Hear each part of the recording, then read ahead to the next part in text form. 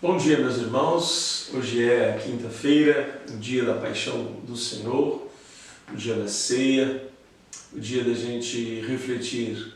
Terminamos ontem o nosso estudo sobre os 7 milagres da cruz, mas ainda nessas 2 manhãs seguintes, hoje e amanhã, nós queremos refletir sobre a cruz e a ressurreição. Não haveria fé cristã se não houvesse ressurreição. Não haveria ressurreição se não houvesse a cruz.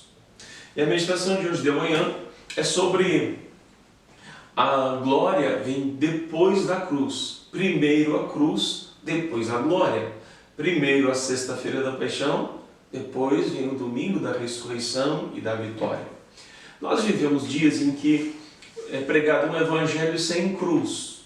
Um evangelho da bênção apenas, um evangelho da barganha, da troca, o evangelho da graça barata em que eu posso fazer tudo, não existe mais arrependimento, nem mais confissão, não existe mais conserto da vida.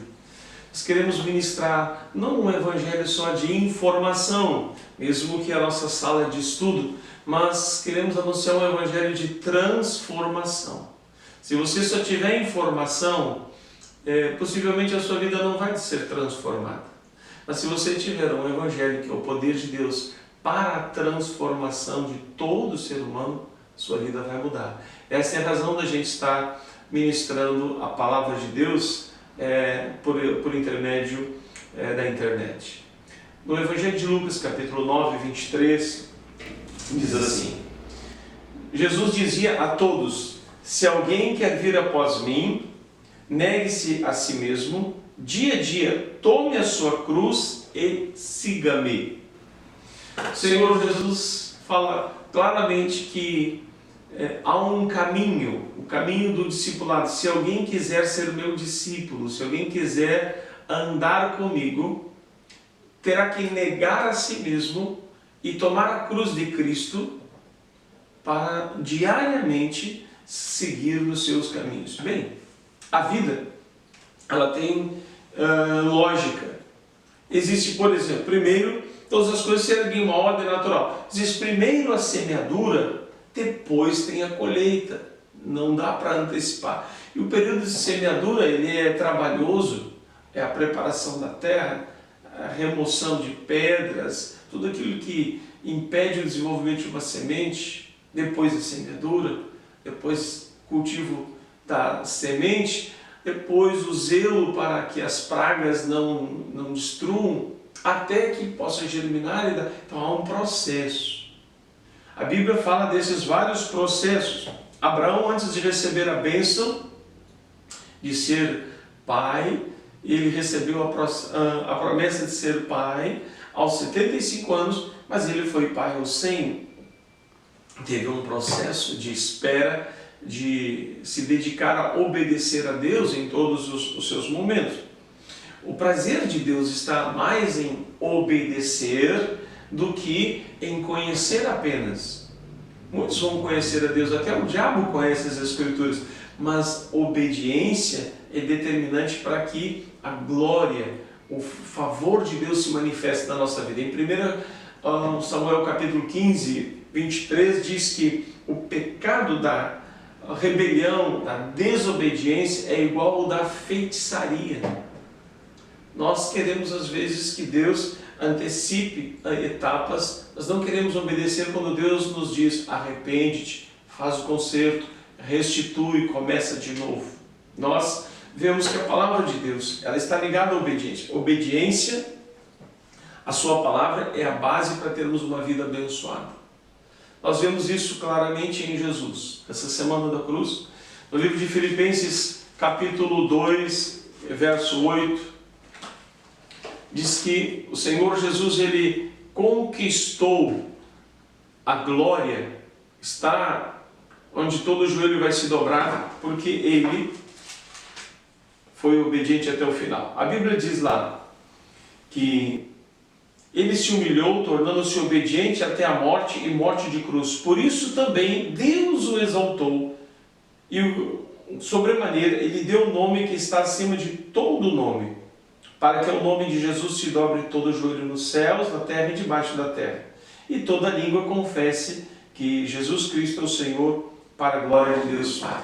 Note, Deus o exaltou, mas porque primeiro o Senhor Jesus foi obediente até a morte e morte de cruz. A cruz vem antes da glória. A obediência vem antes da bênção. Não dá para antecipar etapas. Não dá para a gente mudar sequência da vida.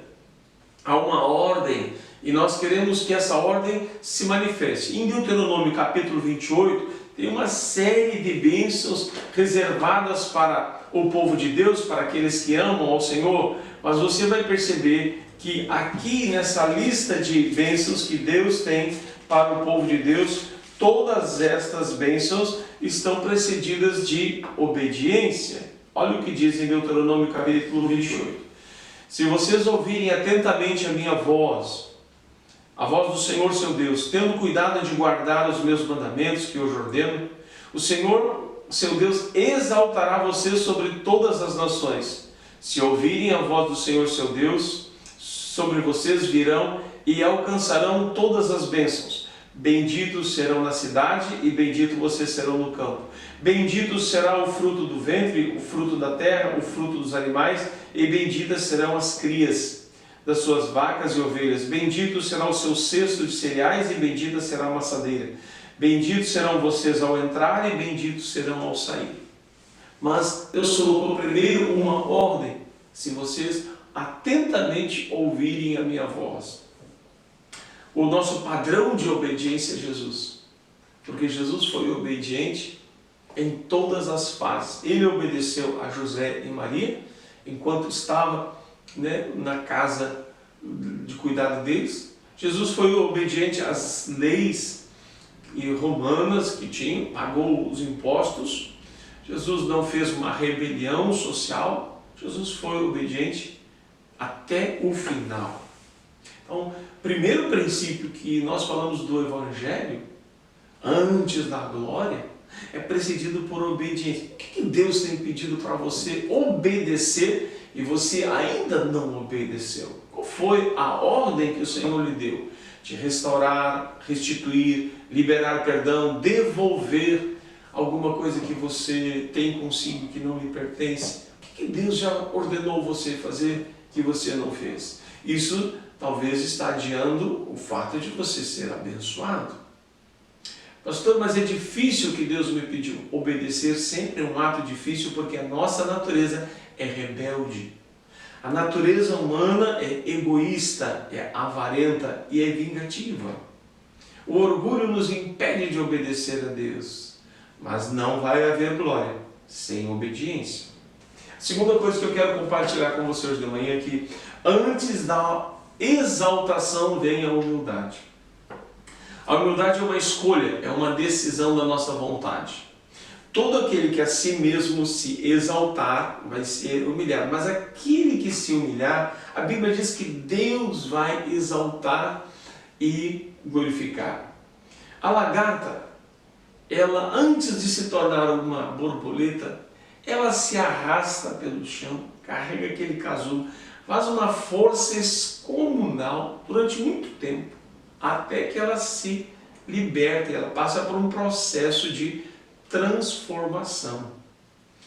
Nós estamos dizendo que antes de você ter a exaltação, tem que passar pelo processo da humildade e da humilhação. A lagarta rasteja, mas ela faz uma força, e depois, quando ela consegue romper o casulo, abre-se aquelas asas lindíssimas e voa. Nós às vezes queremos sair voando direto, queremos logo a glória. O orgulho, ele precede a ruína e a altivez de espírito a queda. Provérbios 16, 18. Toda área da sua vida que for dominada pelo orgulho vai trazer muito choro, muita dor, muito dano para a tua saúde física, para as tuas finanças, para o teu trabalho, porque a Bíblia diz que Deus resiste ao orgulho, ao orgulhoso, ao vaidoso. Não é o diabo que resiste, é Deus. Aquele que se humilha será exaltado, Lucas 14, 11. Um exemplo bíblico de humildade. José, lá no Egito, a partir do capítulo 37 de Gênesis, você vai acompanhando a história de José. O José, ele foi vendido pelos seus irmãos, agredido, ele foi escravizado, foi preso injustamente quando estava no seu trabalho, serviu da prisão, ajudou o copeiro e o padeiro do faraó. Eles se esqueceram dele, ele ficou mais muitos anos lá. Até que chegou o tempo dele ser lembrado. Mas houve todo um processo. Quando era lá menino, 17 anos, 16 anos, ele tinha sonhos de coisas grandes que Deus ia fazer na vida dele. Mas ele teve um longo período para conhecer a humildade e a humilhação. É uma das histórias mais lindas da Bíblia. Nós gostamos de ver o governador do Egito, mas antes de ser governador do Egito, ele precisou passar por ser caluniado, difamado, vendido e maltratado. A Bíblia diz: bem-aventurados os humildes de espírito, porque deles é o reino dos céus.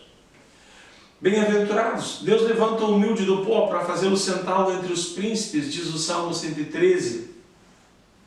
A Bíblia diz: humilhai-vos debaixo da poderosa mão de Deus, para que Ele em tempo oportuno vos levante, vos exalte. Então, o lugar primeiro de nos humilharmos é na presença de Deus.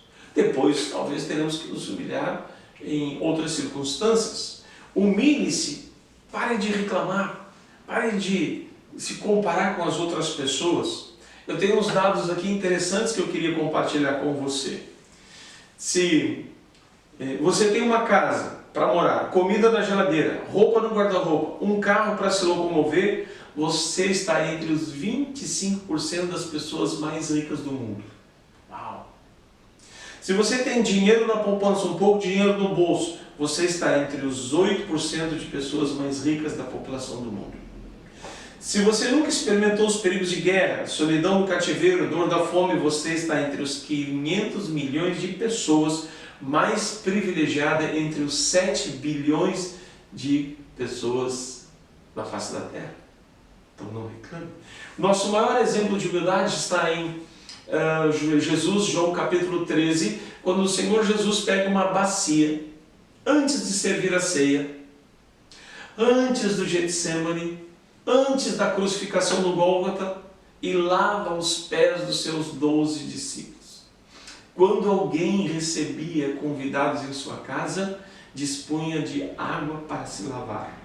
Não só as mãos, mas também os pés empoeirados.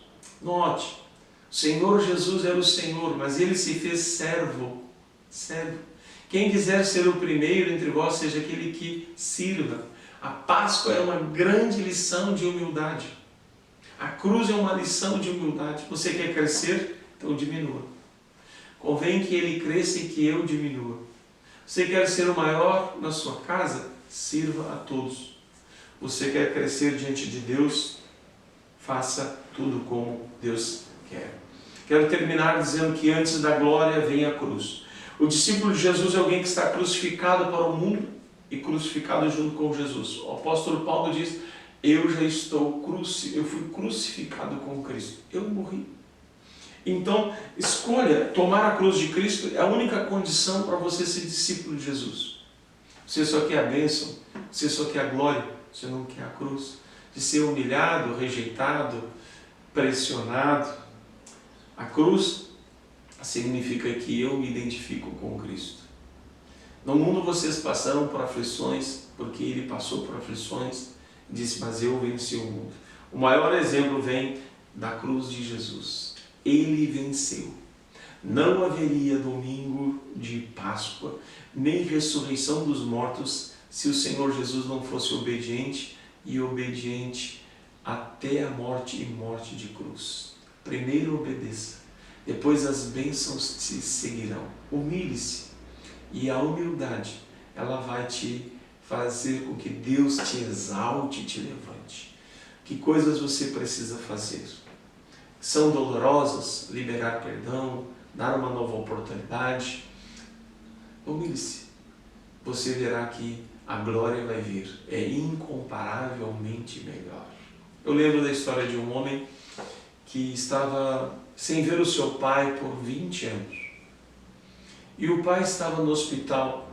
Um dos irmãos ligou para ele e disse: o nosso pai está muito mal no hospital. E seria bom você vê-lo.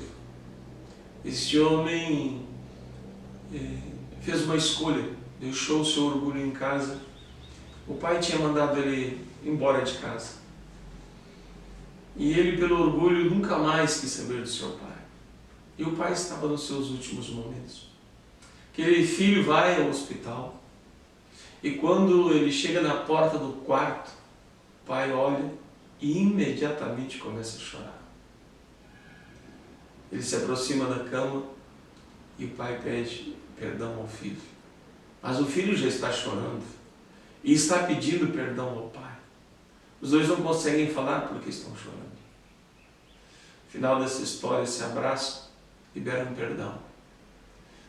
Logo termina o período da visita e antes que o filho chegue em casa, vem a notícia do hospital que o pai tinha falecido. Não deixe para obedecer, não espere 20 anos, não espere. Faça aquilo que Deus está pedindo para você. Obedecer é melhor do que sacrificar. E a rebeldia é pior que o pecado da feitiçaria. A glória vai seguir você, mas primeiro obedeça. Deus te abençoe. Até amanhã, às 10 horas.